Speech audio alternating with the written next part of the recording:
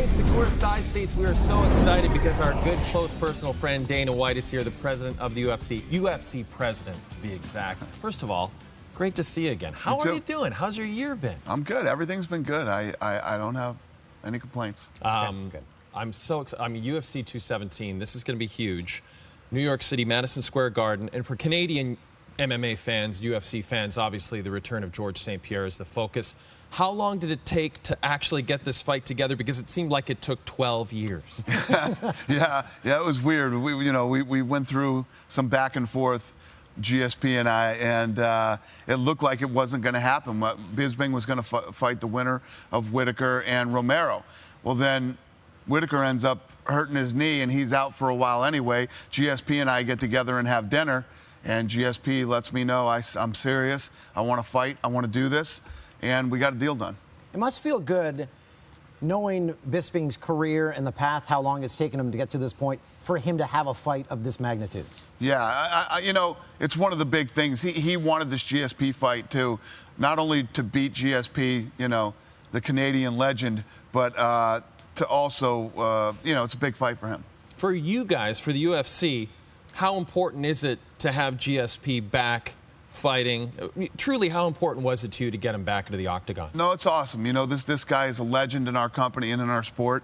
And, he's the guy that really kicked off Canada for us, when the whole Canada thing, the craze happened here, our first time in Toronto, and when we went into all these different cities across Canada for the first time. It was actually a really fun part of my life when we got into Canada. You have an amazing card coming up in Winnipeg in December. First of all, you've got Rafael dos Anjos and Robbie Lawler headlining. Right. And the winner of that fight will meet Ty Woodley. Is that right, Dana? Correct. Yeah. Now, that's going to be absolutely huge. First of all, Robbie Lawler, taking a little time off, come back. He's going to be stronger than ever. He's a beast. Both guys are a beast. RDA just had an incredible fight, too.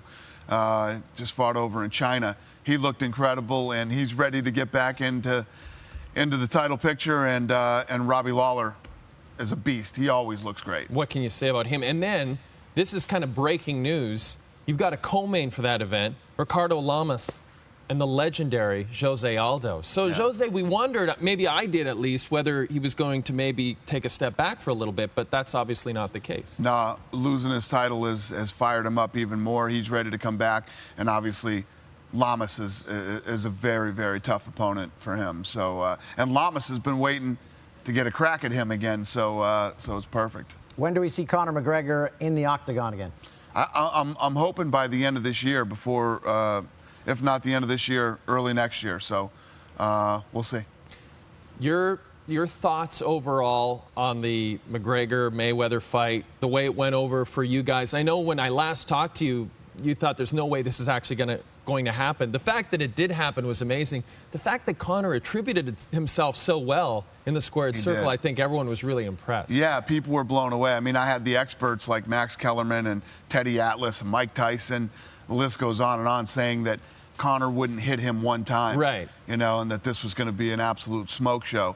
Conor did a great job. He represented himself in the sport very well.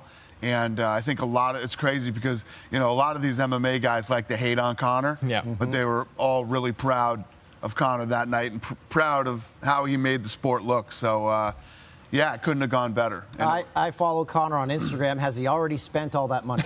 He's working on it. You can see he's working on it. He's going through a couple million a day. Yeah, I think you're right. Do you have him? Does he have an accountant? Yeah. I hope he does.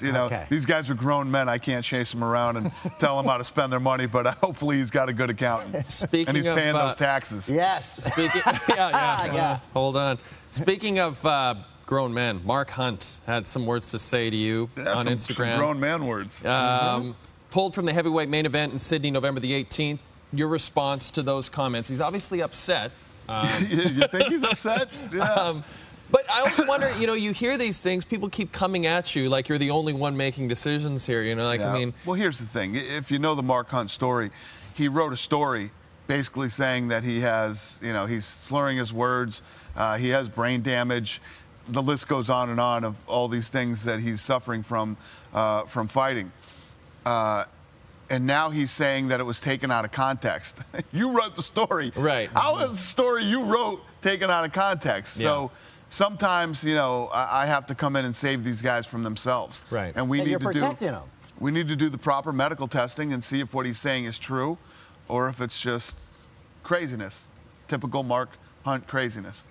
So you haven't talked to him personally yet? No, No. I haven't talked to him personally. You know, he came out and said, I hate him. I've always hated him. I've never hated Mark Hunt, ever. He knows that deep down inside. He's just, he's acting like a wild man right now. And it happens. This is the fight business, Right. man. Yeah. This is a crazy business that I'm in. So you got to deal with some crazy stuff sometimes. Speaking of the crazy business, weigh-ins. We see there was a video of a weigh-in. Where was that? That was in Asia somewhere, I think, where the guy had to be carried to the scales. Paige Van Zandt, a recent example, got really sick. Just your overall thoughts. Is there anything that UFC can do to maybe present such drastic measures? Yeah, what we've been doing is, you know, Jeff Nowitzki, the guy that we hired that handles all the USADA stuff, you know, he's tracking all these guys' weight now. Every time they come in and weigh in, tracks them. When you come in the week of the fight, we find out where you are compared to where you were the last few times you fought. People are like, add weight classes, do this, do that. It's never going to change. You're still going to have people trying to, you know, let's say I add a 165-pound weight class. That'll only mean bigger guys will try to make 165. Right. Everybody's always looking for an advantage. There's ways to cut weight. There's safe ways. There's scientific ways. Nutritionists can help you do this. Everybody just wants to take the shortcuts and the easy way, and there is no easy way when you're cutting weight. UFC 217 coming up. It's going to be absolutely massive. Madison Square Garden, early December.